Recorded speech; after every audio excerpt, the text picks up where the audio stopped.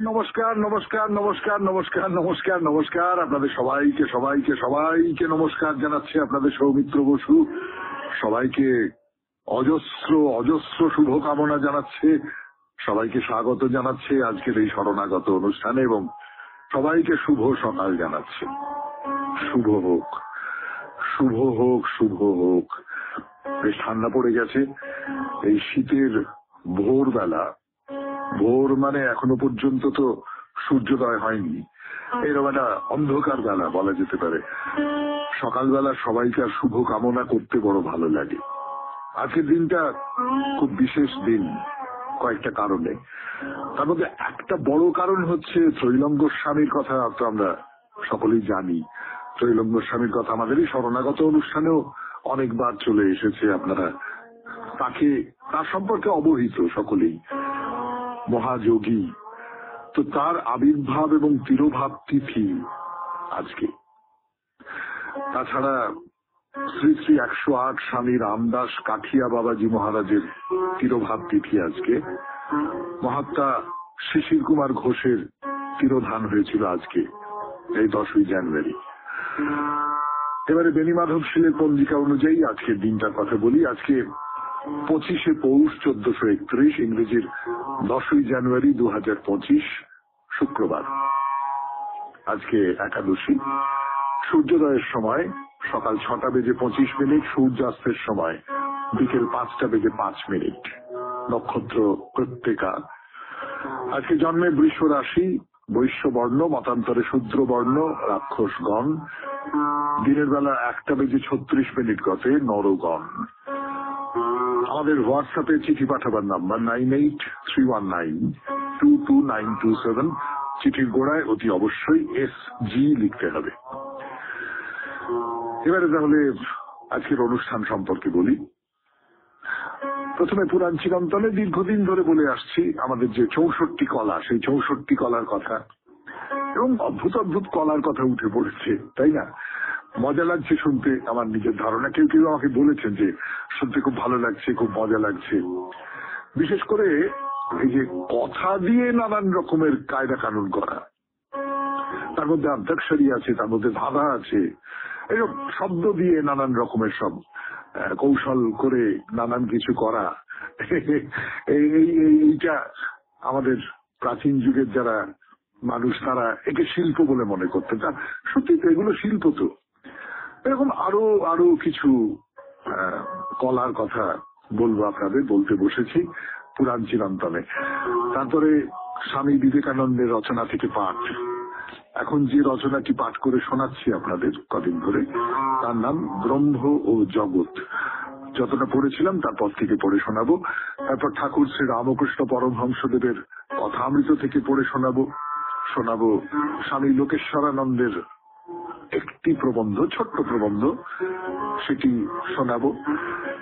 তারপর চিঠিপত্র এবং শেষে বাইরে দূরে 92.7 বিগ FM এ শরণাগত অনুষ্ঠান।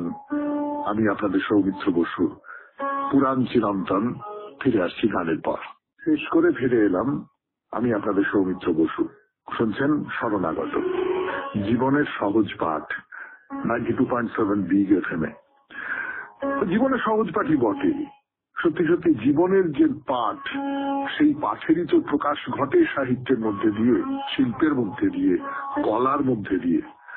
তো সেই কলা, 64 কলা, এই 64 কলার বেশ অনেকগুলি কলার সম্পর্কে বলা হয়ে গেছে, মানে 30টি কলা সম্পর্কে বলা হয়ে গেছে আমাদের। আজকে 31 নম্বর কলা যেটা আমাদের শাস্ত্রে রয়েছে তার কথা বলবো। সেটা হচ্ছে পুস্তক বাচন। পুস্তক বাচন মানে এই ধরুন নাটক তো বটেই, তার বাইরে কাব্য, পুরাণ, তাতে তো অনেক শ্লোক আছে। তো সেই শ্লোকগুলো নির্দিষ্ট রসের ভাব অনুযায়ী মধুর স্বরে গান করবার কৌশলকেই পুস্তক বাচন কলা বলে। অর্থাৎ পড়া। আমাদের ছোটবেলায় স্কুলে র্যাপিড রিডিং ছিল, মানে একটা বই থেকে পড়তে হবে। সেই বইটা থেকে ঠিক ঠিক মতো তুমি উচ্চারণ করে, ঠিক ঠিক মতো তুমি মানে প্রকাশ করে, ঠিক ঠিক মতো তুমি ব্যঞ্জনা প্রকাশ করে পড়তে পারছো কিনা, সেইটা আমাদের স্কুলে ছিল। এখন এসব আছে কিনা আমি খুব ভালো বলতে পারবো না, আপনারা জানবেন। তো এইটাও একটা ঠিকই তো, এবং এরই এক ধরনের একটা কি বলবো, এরই এখান থেকেই আর একটা জায়গায় চলে যেতে পারি। সেটা আজকে যাকে শ্রুতি নাটক বলা হয়, নাট্য পাঠ বলা হতো তখনকার দিনে, একটু পুরোনো আমলে। সেটাও মানে বুঝে আমি যদি সংলাপগুলো বলি, মানে বুঝে আমি যদি কথাগুলো বলি, গল্প পাঠও হয় আর কবিতা আবৃত্তি তো হয়। ফলে এই শিল্পটাও কিন্তু এখনো পর্যন্ত চলে এসেছে। হয়তো তার নাম পাল্টে গেছে, তার ধরন তো নিশ্চয়ই সময়ের সঙ্গে সঙ্গে অনেকটা পর্যন্ত পাল্টে গেছে। এটার নাম হচ্ছে পুস্তক বাচন, অর্থাৎ পুস্তকে যেটা আছে সেইটা কথা দিয়ে বলা।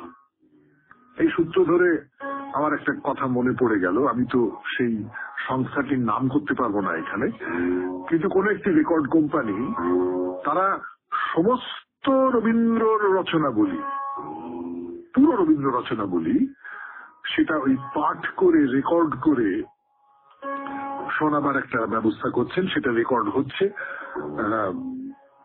তার মধ্যে আমারও ওই সেতু বন্ধনে কাঠবিড়ালির মতন একটা ভূমিকা আছে। তো এই ব্যাপারটা হচ্ছে। এর পরে হলো নাটকাখ্যায়িকা দর্শন। নাটকাখ্যায়িকা দর্শন বলতে কি বোঝায় সেটা আপনারা তো নিশ্চয়ই আন্দাজ করতে পারছেন। সেই আন্দাজ অনুযায়ী ব্যাপারটা মেলে কিনা সেটা জানবার জন্য আপনাকে একটু অপেক্ষা করতে হবে, একটু গান শুনতে হবে। গানের পর ফিরে আসছি। 92.7 বিগ এফএম এ শরণাগত অনুষ্ঠানে শুনছেন পুরাণ চিরন্তন। 7 বিগ এফএম এ শরণাগত অনুষ্ঠান শুনছেন। এখন নাটকাখ্যায়িকা দর্শন। আমার ধারণা আন্দাজ করা খুব কঠিন নয়। নাটকের অভিনয়, নাটকের অভিনয় বা নাটকের যে আখ্যায়িকা, সেইটা নিপুণভাবে বর্ণনা করার ক্ষমতা। এবং এই যে আখ্যায়িকার কথা আলাদা করে যে বলা হচ্ছে, তার থেকে বুঝতে পারা যায় যে নাটক, আখ্যায়িকা, কাব্য, সেগুলো অন্য কারোর কাছে বলবার ক্ষমতা। আবার এরকম একটা মানেও হতে পারে যে যিনি প্রাচীন নাটকের শাস্ত্রীয় জ্ঞান অর্জন করেছেন, মানে নাটকের ভেতরে যে সমস্ত তখনকার নাটকে থাকতো, এখনকার নাটকে ওরকম করে থাকে না, নান্দি, প্রস্তাবনা, প্রবেশক, বিষ্কম্ভক, বরদ বাক্য, এরকম সব ভাগ ভাগ ভাগ ভাগ থাকতো আমাদের প্রাচীন যে সংস্কৃত নাটক। সেইখানে সে বিষয়ে যিনি জানেন, অর্থাৎ নাট্য তত্ত্ব বিষয়ে যিনি জ্ঞাত, যিনি জানেন, অভিজ্ঞ। এবার কত রকমের নাটক আছে, 10 রকমের নাটকের কথা বলা হয়। যে নাটক, প্রকরণ, অঙ্ক, ব্যয়, ভান, সমবকার, বিধি, প্রহসন, ডিম, ইহা, মৃগ, এই 10 রকমের নাটক আছে। 10 রূপক, তখনকার দিনে নাটককে রূপক বলা হতো। তো সেই 10 রকমের নাটক সম্পর্কে যিনি ভালো করে জানেন, এবং অর্থাৎ প্রয়োগ এবং তত্ত্ব, এই দুটো ব্যাপার জানা, এটাকেও কিন্তু একটা কলা হিসেবে ধরা হচ্ছে। নাটকাখ্যায়িকা দর্শন। আরেকটা কলার কথা বলি আপনাদের। সেই কলার নাম হচ্ছে কাব্য সমস্যা পূরণ। কাব্য সমস্যা পূরণ ব্যাপারটা কি?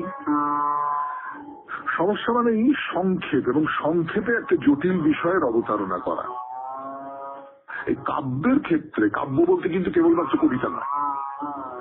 প্রাচীন যুগে কাব্য বলতে কিন্তু সাধারণভাবে সাহিত্য বোঝাতো। সাহিত্যের যে কোনো শাখা, মানে নাটকও আসলে কাব্য, দৃশ্য কাব্য, যে কোনো কিছুই কাব্য। তো সমস্যা পূরণ ব্যাপারটা কি? সংস্কৃত কাব্য বা বাংলা কাব্য বা যে কোনো ভারতীয় ভাষার কাব্য, এই যে সমস্যা পূরণ, সেকালের দিনে রাজা মহারাজাদের রাজসভায় বা খুব বড় লোক যারা, তাদের যে তাদের ঘিরে আছেন যারা, তাদের মধ্যে কবি পণ্ডিতেরা অনেকে থাকতেন, এবং তাদের কবি প্রতিভা পরীক্ষা করবার জন্য তাদের বলা হলো, কবিতার একটা পংক্তি ছড়ে দেওয়া হল। সেই পংক্তিটা সমস্যামূলক। তো সেই সমস্যার পংক্তিটি সমাধান করবার জন্য আরেকটা লাইন জুড়ে দিতে হবে। মানে আমি একটা লাইন বললাম, তার মধ্যে একটা সমস্যা আছে, আপনি সেই লাইনটার উত্তরে সেই পরের লাইনে সেই সমস্যার একটা পূরণ করে দিলেন। একটা উদাহরণ দিই, তাহলে ব্যাপারটা পরিষ্কার হবে বলে মনে হচ্ছে না আমার। ধরুন মহারাজ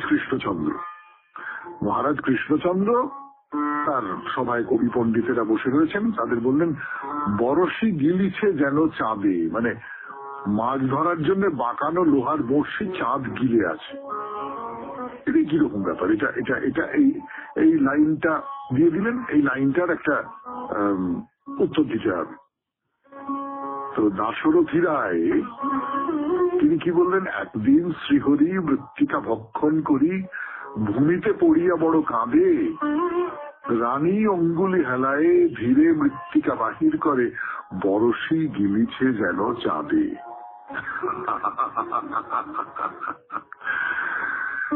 92.7 বিগ এফএম এ শরণাগত অনুষ্ঠানে শেষ হলো পুরাণ চিরন্তন। গানের পর স্বামী বিবেকানন্দের রচনা থেকে পাঠ। আমি আসছি আপনাদের সৌমিত্র বসু। পর এবার স্বামী বিবেকানন্দের রচনা থেকে পাঠ। রচনার নাম ব্রহ্ম ও জগৎ। যতটা পড়েছিলাম তারপর থেকে পড়ছি। অতএব এই চেয়ারখানিকে জানিতে হইলে ব্রহ্মের মধ্য দিয়া জানিতে হইবে। অতএব ব্রহ্ম চেয়ার অপেক্ষা আমাদের নিকটবর্তী হইলেন, কিন্তু তথাপি তিনি আমাদের নিকট হইতে অনেক দূরে রহিলেন। জ্ঞাত নহেন অজ্ঞাত নহেন, কিন্তু উভয় হইতেই অনন্ত গুণ ঊর্ধ্বে। তিনি তোমার আত্মস্বরূপ। কে এই জগতে এক মুহূর্ত জীবন ধারণ করিতে পারিত? কে এই জগতে এক মুহূর্ত শ্বাস প্রশ্বাস কার্য নির্বাহ করিতে পারিত, যদি সেই আনন্দ স্বরূপ ইহার প্রতি পরমাণুতে বিরাজমান না থাকিতেন? কারণ তাহারই শক্তিতে আমরা শ্বাস প্রশ্বাস কার্য নির্বাহ করিতেছি এবং তাহারই অস্তিত্বে আমাদের অস্তিত্ব। তিনি যে স্থান বিশেষে অবস্থান করিয়া আমাদের রক্ত সঞ্চালন করিতেছেন তাহা নহে। ইহার তাৎপর্য এই যে তিনি সব কিছুর সত্তার স্বরূপ। তিনি আমার আত্মার আত্মা। তুমি কোন রূপেই বলিতে পারো না যে তুমি তাহাকে জানো। ইহার দ্বারা তাহাকে অত্যন্ত নামাইয়া ফেলা হয়। তুমি নিজের ভিতর হইতে বাহির হইয়া আসিতে পারো না, সুতরাং তুমি তাহাকে জানিতেও পারো না। জ্ঞান বলিতে বিষয়ীকরণ, কোন জিনিসকে বাহিরে আনিয়া বিষয়ের ন্যায় জ্ঞেয় বস্তুর ন্যায় প্রত্যক্ষ করা বুঝায়। উদাহরণস্বরূপ দেখো, স্মরণ কার্যে তোমরা অনেক জিনিসকে জ্ঞানের বিষয় করিতেছ, যেন তোমাদের নিজেদের স্বরূপ হইতে বাহিরে প্রক্ষেপ করিতেছ।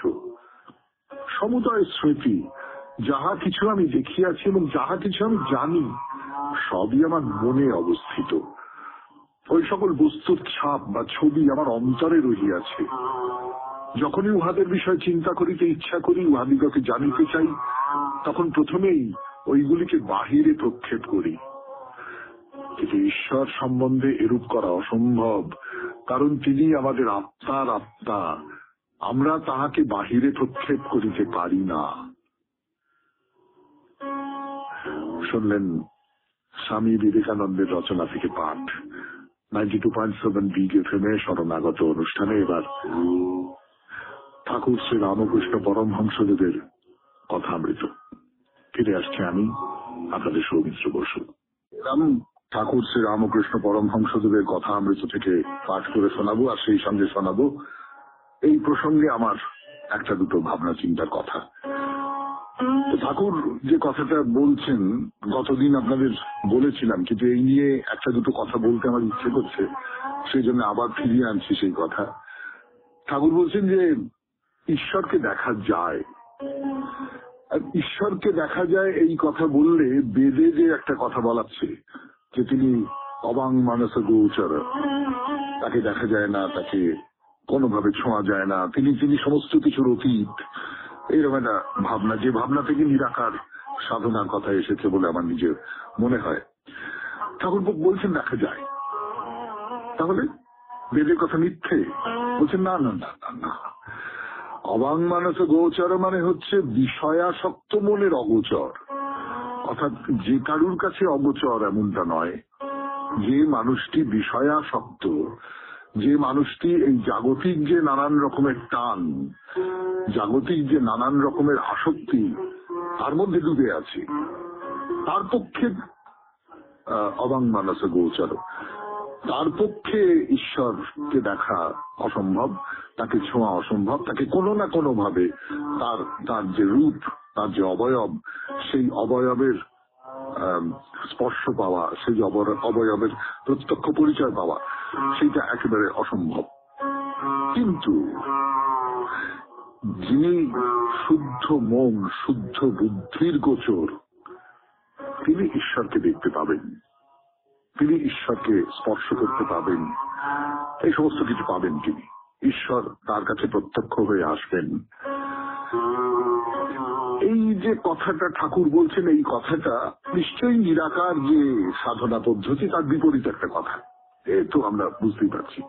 কিন্তু তার বাইরেও ঠাকুর কিন্তু তার যে ঈশ্বর ভাবনা এবং তার যে ঈশ্বর বিশ্বাস, সেই বিশ্বাসের পক্ষে একটা জোরালো সওয়াল করলেন যে তিনি তো মা কালীকে দেখেছেন। আমি যেমন করে তোর সঙ্গে কথা বলছি তেমনি করে আমি মা কালীর সঙ্গে কথা বলি, নরেন্দ্রনাথকে বলেছিলেন তিনি। ফলে এই যে প্রত্যক্ষতা, এই প্রত্যক্ষতার সূত্র ধরে ঠাকুর বলছেন যে হ্যাঁ, ঈশ্বরকে দেখা যায়, ঈশ্বরকে প্রত্যক্ষ করা যায়, কিন্তু তার জন্য শুদ্ধ মন, শুদ্ধ বুদ্ধি হতে হবে। সেই শুদ্ধ মন, শুদ্ধ বুদ্ধিটা কি? শুদ্ধ মন, শুদ্ধ বুদ্ধি হচ্ছে যে তুমি নিরাসক্ত হয়ে যাও, এই সংসারের মধ্যে থেকেও তুমি ঈশ্বরের পাদপদ্মে মন দাও। তুমি এই সংসারের যে তার মধ্যে আছো, হয়তো তুমি, আপনি, আমি, আমরা তো আছি, আমরা তো সন্ন্যাসী হয়ে যাইনি, কিন্তু এর ভেতরে থেকেও তুমি এর বাইরে থাকো, পাকাল মাছের মতন করে থাকো, কচু পাতার মতন করে থাকো, সেই মহিলার মতন করে থাকো যে আমার রাম আমার গোপাল বলে তার মনিবের ছেলে তুলেকে আদর করে, কিন্তু আসলে সে জানে যে আমার রাম আমার গোপাল তারা গ্রামের বাড়িতে আছে, তাদের জন্য আমি খাটাখাটি করছি, তাদের জন্য আমি পয়সা রোজগার করছি, তাদের জন্য আমি যা কিছু করছি। 92.7 বিগ এফএমে শুনছেন শরণাগত অনুষ্ঠান কথামৃত থেকে পাঠ।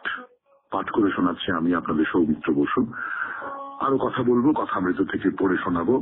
একটু গান শুনে নিই, তারপর কথা শুরু করছি 92.7 বিগ এফএমে শরণাগত অনুষ্ঠানে। আমি আপনাদের সৌমিত্র বসু। তো এই যে শুদ্ধ মন, শুদ্ধ বুদ্ধির কথা বলছি, এই কিভাবে এই শুদ্ধ মন, শুদ্ধ বুদ্ধি হতে পারে? সাধু সঙ্গ, প্রার্থনা, গুরুর উপদেশ, এইগুলো খুব প্রয়োজন।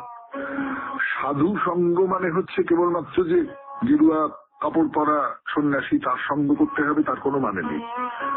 যারা শুদ্ধ বুদ্ধির মানুষ, যারা শুদ্ধ মনের মানুষ, তাদের সাহচর্য যদি আপনি করেন, তাহলে হয় কি যে এইটা আমরা সকলে জানি, এটা যে আলাদা করে আপনাদের এরকম করে বলতে হবে তার কোনো মানে নেই। আপনি যাদের সঙ্গে মিশছেন তাদের একটা প্রভাব আপনার উপর পড়ছে, যেমন আপনার একটা প্রভাব তাদের উপর পড়ছে। আপনি যাদের সঙ্গে মিশছেন, যাদের সঙ্গে কথাবার্তা বলছেন, যাদের সঙ্গে আলাপ আলোচনা করছেন, যাদের সঙ্গে আচার আচরণ করছেন, সমস্ত কিছু, তাদের কথা, তাদের ভাবনা চিন্তা, তাদের আচার আচরণ, সেই সমস্ত কিছু আপনার মনকে কোনো না কোনো ভাবে প্রভাবিত করছেই করছেই। আপনি সেইখানে তার একটা ছাপ এসে পড়ছেই। তো এই যে ছাপ এসে পড়ছে, শুদ্ধ বুদ্ধির মানুষের ছাপ যদি এসে পড়ে, শুদ্ধ চিত্তের মানুষের ছাপ যদি এসে পড়ে, তাহলে আপনার ভেতরটা পাল্টে যাচ্ছে। এটা একটা। 2 নম্বর হচ্ছে প্রার্থনা। প্রার্থনা কি করে?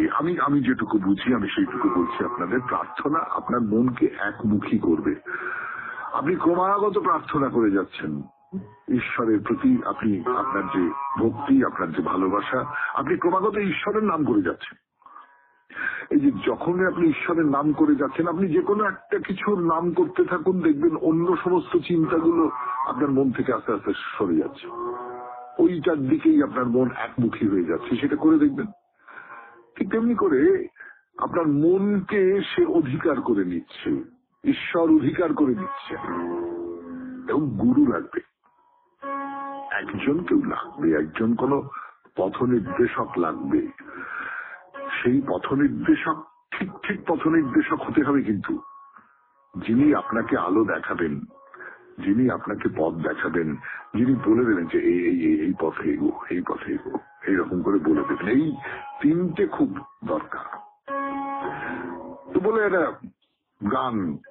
গানের কথা বলবেন যে চিত্তশুদ্ধির পরে ভক্তি লাভ করলে তবে তার কৃপায় তাকে দর্শন হয়, দর্শনের পর আদেশ পেলে তবে লোকশিক্ষা দেওয়া যায়। দর্শন হলো না, অনুভব হলো না, বুকের ভেতরটা জাগলো না, আপনি লেকচার দিতে আরম্ভ করলেন, সেই লেকচারের কোনো মানে নেই। বলছেন হৃদয় মন্দির আগে পরিষ্কার করতে হয়, ঠাকুর প্রতিমা আনতে হয়, পুজোর আয়োজন করতে হয়। কোন আয়োজন নেই, ভোঁ ভোঁ করে শাঁখ বাজানো, তাহলে কি হবে? শুনলেন কথামৃত থেকে পাঠ 92.7 বিজ এফএম এ শরণাগত অনুষ্ঠানে। এরপর স্বামী লোকেশ্বরানন্দের রচনা থেকে পড়ে শোনাবো আপনাদের। রচনার নাম মানবিক মূল্যবোধের প্রয়োজনীয়তা। ফিরে আসছি গানের পর।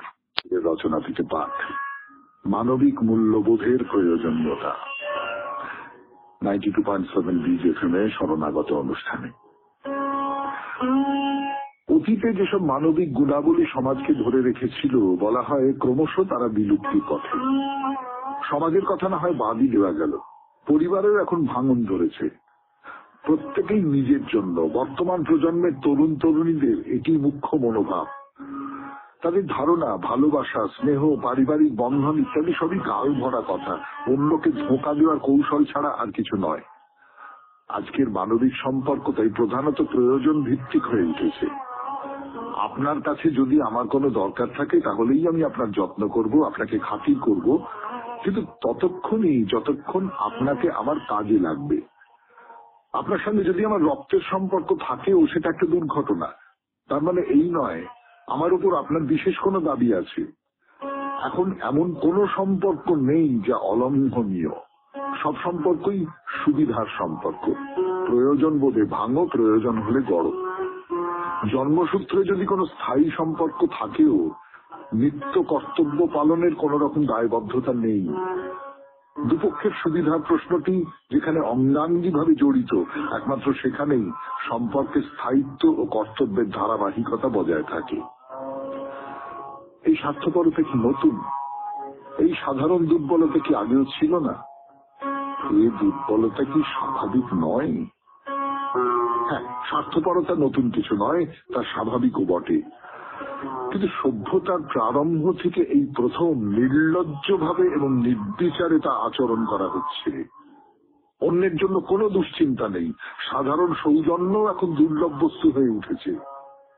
সুন্দর কথা, ভব্য ব্যবহার, যা একসময় সভ্য নরনারীর বৈশিষ্ট্য ছিল, আজ তা সন্দেহ ও উপহাসের বস্তু হয়ে দাঁড়িয়েছে। কারণ তার মধ্যে একটা পুরাতনী গল্প আছে এবং তা এমন এক শ্রেণীর বৈশিষ্ট্য বহন করছে যে শ্রেণীটি আজ আর জনপ্রিয় নয়। কোন সমাজ তখনই যথার্থ উন্নত হয় যখন তা বুদ্ধিমান, কর্মঠ, সৎ এবং কর্তব্যপরায়ণ মানুষের দ্বারা সমৃদ্ধ হয়। সুন্দর সমাজ বলতে এমন এক সমাজ বোঝায় যেখানকার সাধারণ মানুষ ভালো। দু একজন মহান ব্যক্তি দিয়ে কোন সমাজের প্রকৃত চরিত্র বিচার করা চলে না। একজন উন্নত চরিত্রের নারী অথবা পুরুষ যে কোনো সমাজেই জন্মাতে পারেন, কিন্তু তার অর্থ এই নয় যে সেটি একটি আদর্শ সমাজ। তাকেই আদর্শ সমাজ বলা যায় যে সমাজ প্রত্যেককে শারীরিক, বৌদ্ধিক এবং নৈতিক বিকাশের সুযোগ দিয়ে থাকে। সেই সমাজ সকলের সামনে একটি মহৎ আদর্শ তুলে ধরে, সেই আদর্শ অনুযায়ী তাদের বেড়ে উঠতে অনুপ্রাণিত করে। শুধু তাই নয়, এই বিকাশ সম্ভব করে তোলার জন্য সেই সমাজ অনুকূল পরিবেশও সৃষ্টি করে। বর্তমান যুগের সমস্যা হলো মানুষ এখন দেহ সর্বস্ব, শরীরকেই অতিরিক্ত গুরুত্ব দেওয়া হয়, মন অবহেলিত। দৈহিক প্রয়োজন মেটানোর জন্য ভোগ্যপণ্যের উৎপাদন ও উৎকর্ষ বৃদ্ধির দরকার আছে, সে কথা কেউই অস্বীকার করবে না। কিন্তু স্নেহ, ভালোবাসা, সকলের জন্য শুভ কামনা এবং অন্যের কল্যাণের জন্য নিজের স্বার্থ ত্যাগের ইচ্ছা, এসব যদি না থাকে তাহলে এই উন্নতির মূল্য কি? যদি সবাই অন্যের স্বার্থ অবহেলা করে কেবল নিজের জন্যই বাঁচে, তাহলে পৃথিবীর চেহারাটা কিরকম দাঁড়াবে? স্বার্থপর মানুষ সর্বদাই অসুখী। তার আমিত্ববোধ এত প্রবল যে তার যা আছে তা নিয়ে সে কখনোই তুষ্ট নয়। সৎ পথে হোক অসৎ পথে হোক, লোককে বঞ্চিত করে হোক, যেভাবেই হোক তার আরো চাই, এবং তা যদি সে পায় তবেই যেন তার তৃপ্তি, তার সুখটি হলেই হলো। কিন্তু সে বোঝে না সুখ আর স্বার্থপরতা পরস্পর বিরোধী। শারীরিক আরাম আর সুখ এক জিনিস নয়। কিছুটা স্বাচ্ছন্দ্যের প্রয়োজন নিশ্চয়ই আছে, কিন্তু সেই সঙ্গে মানুষ স্নেহ, ভালোবাসা এবং সকলের শুভেচ্ছাও চায়। সে ক্ষুধাও তার মধ্যে রয়েছে। তবে এই ক্ষুধা মেটাতে হলে তাকে আগে অন্যের ক্ষুধা মেটাতে হবে, অন্যকে আগে ভালোবাসতে হবে, অন্যের সমব্যথী হতে হবে। তবেই সে অন্যের কাছ থেকে ভালোবাসা ও শুভেচ্ছা আশা করতে পারে। শুনলেন স্বামী লোকেশ্বরানন্দের রচনা থেকে পাঠ, মানবিক মূল্যবোধের প্রয়োজনীয়তা। একটা একটু গান শুনবো, গানের পর আপনাদের চিঠিপত্র। আমি আছি আপনাদের সঙ্গে, আপনাদের সৌমিত্র বসু। চিঠিপত্র 92.7 বিগ FM এ শরণাগত অনুষ্ঠানে যে চিঠিটি পড়বো এখন, সেই চিঠিটা আমার খুব ভালো লেগেছে, খুব গুরুত্বপূর্ণ চিঠি বলে মনে হয়েছে আমার। কিন্তু চিঠিটা যিনি লিখেছেন তিনি তার নাম দেননি। কেন দেননি, কেন এত সংকোচ আমি জানি না, কিন্তু কেউ কেউ এরকম নাম না দিয়ে চিঠি দেন না। সেই চিঠি যে পড়ি না এমনটা তো নয়, নিশ্চয়ই পড়ি, চিঠির বিষয়বস্তুর গুণেই পড়ি, কিন্তু মনের মধ্যে একটু খচখচ করতে থাকে। মনে হয় যে যেন একটা পর্দার আড়াল থেকে যেন কথাগুলো বলছেন বলে মনে হয়, তাকে সাক্ষাৎ অনুভব করতে পারছি না, দেখতে পাচ্ছি না, এরকম একটা মনে হতে থাকে। তো নাম প্রকাশে অনিচ্ছুক একজন শ্রোতা তিনি চিঠি লিখেছেন, পড়ি সেই চিঠি। 92.7 বিগ FM এ শরণাগত অনুষ্ঠানে মহাপ্রভু শ্রী চৈতন্যের জীবন আলেখ্যে ছোট হরিদাসের দণ্ডবিধান প্রসঙ্গে প্রতিক্রিয়া। শ্রী চৈতন্য মহাপ্রভুকে সাষ্টাঙ্গ প্রণাম করে আমার ক্ষুদ্র মতামত ব্যক্ত করলাম। মহাপ্রভু যদি সাধারণ মানুষের সহ্য শক্তি পরীক্ষা করার জন্য ছোট হরিদাস কেমন লঘু পাপে গুরুদণ্ড দিয়ে থাকেন তাহলে এক কথা, তবে এর যদি তুল্যমূল্য বিচার করা যায় তাহলে এই বিষয়ে প্রথম খটকা লাগবে এই ভেবে যে প্রকৃতিতে তাহলে মানব মানবিক কিসের উপস্থিতি ইঙ্গিত করে? সৃষ্টি রক্ষার জন্যই তো এদের উপস্থিতি। গাছপালা, পশু পাখি, মানুষ সবই তো স্ত্রী পুরুষের উপস্থিতি সৃষ্টি রক্ষার তাগিদে। যে বৈষ্ণব সমাজের উদ্গাতা স্বয়ং মহাপ্রভু নিজেই, তার সৃষ্টিও তো এই জীবজগৎ থেকেই। বৈষ্ণব সমাজকে টিকিয়ে রাখতেও চাই স্ত্রী পুরুষের উপস্থিতি। একে অস্বীকার করার মানে নিজেকে অস্বীকার করা। আর এখানে ছোট হরিদাস অতদূর না গিয়ে প্রৌঢ়া মাধবীর কাছে সামান্য খাদ্য ভিক্ষা করেছেন। তাই এখানে ছোট হরিদাসের প্রতি মহাপ্রভুর এই আচরণকে নির্মমতা হিসেবে চিহ্নিত করতে দুবার ভাবতে হয় না। স্ত্রী সঙ্গ যদি এতই অপছন্দের, তাহলে মহাপ্রভু প্রথম স্ত্রী বিয়োগ হবার পর দ্বিতীয়বার কেন দ্বার পরিগ্রহ হয়ে ব্রতী হলেন? এটা কিন্তু একটা সুস্থ মস্তিষ্কের মানুষকে প্রশ্ন চিহ্নের মধ্যে দাঁড় করিয়ে দেয়। তাছাড়া সন্ন্যাস গ্রহণের আগে যেভাবে বিধবা মা আর তরুণী জায়াকে চোখের জলে ভাসালেন, এটাও তো নিষ্ঠুরতারই নামান্তর মাত্র। আসলে এইসব ঘটনাক্রম সেই সময়ের প্রেক্ষিতে যতটা প্রাসঙ্গিক ছিল, আজকের দুনিয়ায় তার বিকল্প পথ খোঁজে। এখন সারা দুনিয়া জেন্ডার ব্যালেন্সে বিশ্বাসী। কর্মক্ষেত্রে জেন্ডার ব্যালেন্স আনার জন্য প্রশাসন ব্যস্ত। সেখানে স্ত্রী পুরুষের প্রভেদ করাটা সৃষ্টির বিরুদ্ধে যাওয়ারই নামান্তর। মহাপ্রভুর প্রতি সমান আস্থা রেখেই মনের ব্যাকুলতা প্রকাশ করলাম। প্রতি রবিবার এই শোতে মহাপ্রভু জীবন আলেখ্য প্রচারের পরিপ্রেক্ষিতে নাম প্রকাশে অনিচ্ছুক। নাম প্রকাশে আপনি অনিচ্ছুক, কিন্তু নিজের মনোভাব প্রকাশ করার ক্ষেত্রে কোনো অর্গল রাখেননি। খুবই ভদ্র চিঠি, খুবই ভদ্রভাবে বিনয়ের সঙ্গে আপনি মহাপ্রভুর এই যে সিদ্ধান্ত, এই সিদ্ধান্ত বিরুদ্ধে কথা বলেছেন। এবং সত্যি কথা বলতে কি, আমারও তো মনে না হয়ে পারে না যে ছোট হরিদাসের প্রতি হয়তো মহাপ্রভু খানিকটা অন্যায় করেছেন। বলতে খারাপ লাগে, কষ্ট হয়, কিন্তু যেটা সত্যি মনে হয় সেই সত্যি মনে হওয়াটাকে তো বলতেই হবে। মহাপ্রভু এটা হয়তো না করলেও পারতেন। শেষ হলো চিঠিপত্র। এরপর বাইরে দূরে 92.7 বিগ এফএম এ শরণাগত অনুষ্ঠান শুনছেন। আমি আছি আপনাদের সঙ্গে, আপনাদের সৌমিত্র বসু। ফিরে আসছি গানের পর। বলেছিলাম, তবু আরেকবার বলি, মুন্ডেশ্বরী মায়ের মন্দিরের ভেতরে গর্ভগৃহে প্রবেশ করেছি আমরা, মাকে দেখেছি। তো মা আমাদের, মানে এই মুন্ডেশ্বরী মাতা, তিনি কিন্তু আমাদের মা দুর্গা, মা কালীর মতন বা মা সরস্বতী, মা লক্ষ্মীর মতন নন। তাকে অনেক নিষ্ঠুর লাগে, অনেক হিংস্র লাগে। কুচকুচে কালো মুখ, বড় বড় দুটো চোখ, গোল দুটো চোখ, মানে যেরকম চোখের পাতা হয় সেরকম কোমল স্নিগ্ধ নয়, এবং সবটার মধ্যে দিয়ে একটা তার কালো মুখ, তার মধ্যে সাদা দুটো চোখ, সাদা রূপোর মুকুট, রূপোর একটা হার, বড় লকেট, এই সবটা মিলিয়ে দেবীকে দেখে সত্যি কথা বলতে কি যতটা ভয় করে ততটা ভালোবাসা জাগে না। এই কথাটা আপনারা আপনাদের সৌমিত্র বসুকে বলবার অনুমতি দিন। তো দেখলেন, দেখা হলো, দেবী মূর্তি দেখা হলো, তারপরে মন্দির থেকে বেরিয়ে এলো। এবার একটা জায়গার কথা বলবো আপনাদের। সে অদ্ভুত জায়গা, অদ্ভুত, এবং প্রায় সাধনা করার জায়গা বলে মনে হয়। কেন মনে হয় বলছি। আগে তো বলেছি যে পাথরের একটা টিলার উপরে এই আটকোনা পাথরের তৈরি মন্দির। তো তার মধ্যে একটা দিকে অনেকে এগিয়ে যাচ্ছে, আপনি একটু এগিয়ে যান, দেখতে পাবেন পাহাড় থেকে একটা পাথরের চাঙড় সোজাসুজি বারান্দার মতো সামনের দিকে অনেকটা এগিয়ে গেছে। কিরকম জানেন, যে পাহাড় যেন একটা বড় জিভ বার করে সামনের দিকে মেলে গিয়েছে। মানে ওই যেরকম মা কালীর জিভ হয় না, সেই রকম যেন একটা জিভ, একটা পাখির ডানার মতন, মেলে দেওয়ার ডানার মতন, সেটা ওই পাহাড়ের যে জায়গাটা সেখান থেকে খানিকটা একটা চাঙড় বেরিয়ে আছে।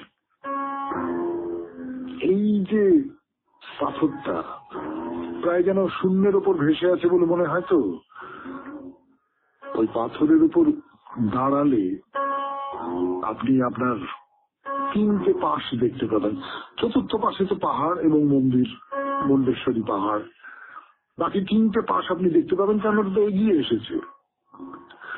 আমি সূর্যোদয়ের কথা বলবো না, কিন্তু বিশেষ করে সূর্যাস্তের সময় যদি সেই জীব, যাকে বলছি আমরা মা কালীর জীবের মতন জায়গাটা, তার সামনে এসে দাঁড়ান, চারপাশের আকাশে অনুপম রঙের খেলা, রঙের উল ঢাল যাকে বলে, তার মধ্যে দাঁড়িয়ে আপনার নিজেকে খুব ছোট একজন তুচ্ছ মানুষ বলে মনে না হয়ে পারবে না।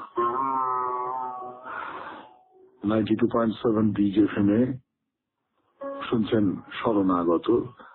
বাইরে দূরের শেষ পর্যায়ে ফিরে আসছি গানের পর। আমি আপনাদের সৌমিত্র বসু। 92.7 বিগ এফএম এ এখন বাইরে দূরে শেষ পর্যায়ে আমি আপনাদের সৌমিত্র বসু আপনাদের শোনাচ্ছি। মুন্ডেশ্বরীর মন্দির দেখা হয়েছে, মুন্ডেশ্বরী পাহাড়ের কথা বলছি আপনাদের। বলছি যে সেই যে বেরিয়ে এসেছে পাহাড় থেকে একটা চাঙড়, সেইখানে দাঁড়িয়ে চারপাশের এই যে বিস্তার, সেই বিস্তারের মধ্যে দাঁড়িয়ে নিজেকে একজন এত ছোট, এত তুচ্ছ মানুষ বলে মনে হবে। এবং আপনি কল্পনা করবার চেষ্টা করুন যে কোনো পর্যটক নেই এখানে, কোনো ভ্রমণার্থী নেই, কোনো দর্শনার্থী নেই। এরকম একটা অবস্থায় সূর্য ডুবে যাচ্ছে, আপনি এখানে সাধনা করতে বসেছেন, চারপাশটা নিস্তব্ধ। মনে হবে না যে আপনি এই যে চারপাশের যে বিশাল প্রকৃতি, সেই বিশাল প্রকৃতির মধ্যে আপনি ধ্যানে মগ্ন হয়ে যাচ্ছেন। তো এই হলো আমাদের মুন্ডেশ্বরীর মন্দির দেখা। বিহারের মন্দির তাহলে দেখা হলো। এইবারে কোথাকার মন্দির দেখব? বিহার ছাড়িয়ে এরপর ঝাড়খণ্ডের দিকে যাওয়া যাক। ঝাড়খণ্ডের কোন একটা মন্দিরের কথা আপনাদের খানিকটা বলবার চেষ্টা করি। আমরা ঝাড়খণ্ড সম্পর্কে একটা দুটো কথা একটু বলে নেব। যেমন আমরা তো সবাই জানি যে ঝাড়খণ্ড একটা সময়, দীর্ঘ একটা সময় বিহারের অন্তর্গত ছিল। নতুন রাজ্য হিসেবে তার জন্ম হয়েছে সেটা খুব বেশি দিনের কথা নয়। মানে আমরা যারা একটু বুড়ো হয়েছি তারা তো চোখের সামনে ঝাড়খণ্ডের জন্ম দেখতে পেলাম 15ই নভেম্বর 2000 সালে। তার মানে আজ থেকে মোটে 25 বছর, বা যেহেতু নভেম্বর মাসে হয়েছে 24 বছর আগে এই ঝাড়খণ্ড রাজ্যের প্রতিষ্ঠা হয়েছিল। এখানে কি মন্দির আছে, দেবীর মন্দির, সেটা অনুসন্ধান করে দেখব। তার আগে এই ঝাড়খণ্ড রাজ্যটা সম্পর্কে সামান্য দুটো চারটে দরকারি কথা একটু বলে নেওয়া উচিত না? প্রথম যে প্রশ্নটা উঠে পড়ে সেটা হচ্ছে ঝাড়খণ্ড কথাটার মানে কি? ঝাড় শব্দটার মানে হচ্ছে বন, জঙ্গল। ঝাড়খণ্ড, খণ্ড শব্দটা আমাদের চেনা, তার মানেটা হচ্ছে জঙ্গলের দেশ। ইংরেজি করে বলতে হয় land of forest. Land of forest পূর্ব ভারতের দিকে চলে এসেছে, আপনারা বুঝতেই পারছেন। একদিকে বিহার আছে, উত্তরপ্রদেশ আছে, ছত্তিশগড় আছে, উড়িষ্যা আছে, পশ্চিমবঙ্গ আছে। এই রাজ্যগুলো ঘিরে রেখেছে আমাদের ঝাড়খণ্ডকে। ঝাড়খণ্ডের রাজধানী হচ্ছে রাঁচি। তো এই যে ল্যান্ড অফ ফরেস্ট, বুঝতেই পারছেন, প্রচুর ছোট ছোট ছোট ছোট পাহাড় আছে, জঙ্গল আছে এবং প্রচুর ধর্মস্থান আছে। তাহলে এইবার ঝাড়খণ্ডের কোন একটি প্রধান শক্তি মন্দিরকে খুঁজে বের করা যায়, কিন্তু সে কাজটা আজকে আর নয়। আজকের মতো শরণাগত এখানেই শেষ করি। আমাদের হোয়াটসঅ্যাপে চিঠি পাঠাবার নাম্বার 9831922927। চিঠির গোড়ায় অতি অবশ্যই SG লিখতে হবে। এবার তাহলে কবিতা দিয়ে শেষ। একদিন কোন তুচ্ছ আলাপের ছিন্ন অবকাশে, সে কোন অভাবনীয় স্মিত হাসে অন্যমনা আত্মভোলা, যৌবনের দিয়ে ঘন দোলা, মুখে তব অকস্মাৎ প্রকাশিল কি অমৃত রেখা, কভু যার পাই নাই দেখা, দুর্লভ সে প্রিয় অনির্বচনীয়। যে মহা অপরিচিত, এক পলকের লাগি হয় সচকিত গভীর অন্তরতর প্রাণে, কোন দূর বনান্তের পথিকের গানে সে অপূর্ব আসে ঘরে, পথহারা মুহূর্তের তরে বৃষ্টিধারা মুখরিত নির্জন প্রবাসে, সন্ধ্যাবেলা জুথিকার সকরুণ স্নিগ্ধ বন্ধ শ্বাসে, চিত্তে রেখে দিয়ে গেল চিরস্পর্শীয় তাহার স্খলিত উত্তরীয়। সে বিস্মিত ক্ষণিকের পড়ে মনে, কোনদিন অকারণে ক্ষণে ক্ষণে, শীতের মধ্যাহ্নকালে গরু চড়া শস্যরিক্ত মাঠে, চেয়ে চেয়ে বেলা যবে কাটে। সঙ্গহারা সায়াহ্নের অন্ধকারে সে স্মৃতির ছবি, সূর্যাস্তের পার হতে বাজায় পুরবী। পেয়েছি যেসব ধন যার মূল্য আছে, ফেলে যাই পাছে, সেই যার মূল্য নাই জানিবে না কেউ, সঙ্গে থাকে অখ্যাত পাথেও। সবাই খুব ভালো থাকবেন, আনন্দে থাকবেন। নমস্কার নমস্কার নমস্কার নমস্কার নমস্কার নমস্কার নমস্কার। আপনাদের সবাইকে সবাইকে সবাইকে নমস্কার জানাচ্ছে আপনাদের সৌমিত্র বসু। সবাইকে অজস্র অজস্র শুভকামনা জানাচ্ছে, সবাইকে স্বাগত জানাচ্ছে আজকের এই শরণাগত অনুষ্ঠানে। এবং সবাইকে শুভ সকাল জানাচ্ছি। শুভ হোক, শুভ হোক, শুভ হোক। বেশ ঠান্ডা পড়ে গেছে। এই শীতের ভোরবেলা, ভোর মানে এখনো পর্যন্ত তো সূর্যোদয় হয়নি, এরকম একটা অন্ধকার বেলা বলা যেতে পারে। সকালবেলা সবাইকার শুভ কামনা করতে বড় ভালো লাগে। আজকের দিনটা খুব বিশেষ দিন কয়েকটা কারণে। তার মধ্যে একটা বড় কারণ হচ্ছে ত্রৈলঙ্গ গোস্বামীর কথা তো আমরা সকলেই জানি। ত্রৈলঙ্গ গোস্বামীর কথা আমাদেরই শরণাগত অনুষ্ঠানেও অনেকবার চলে এসেছে। আপনারা তার সম্পর্কে অবহিত সকলেই, মহাযোগী। তো তার আবির্ভাব এবং তিরোভাব তিথি আজকে। তাছাড়া শ্রী শ্রী 108 স্বামী রামদাস কাঠিয়া বাবাজি মহারাজের তিরোভাব তিথি আজকে। মহাত্মা শিশির কুমার ঘোষের তিরোধান হয়েছিল আজকে, এই 10ই জানুয়ারি। এবারে বেণীমাধব শীলের পঞ্জিকা অনুযায়ী আজকের দিনটার কথা বলি। আজকে 25শে পৌষ 1431, ইংরেজির 10ই জানুয়ারি 2025, শুক্রবার। আজকে একাদশী।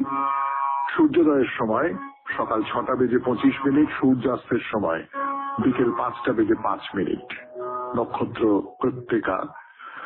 আজকে জন্মে বৃষ রাশি, বৈশ্য বর্ণ, মতান্তরে শূদ্র বর্ণ, রাক্ষসগণ। দিনের বেলা 1:36 গতে নরগণ।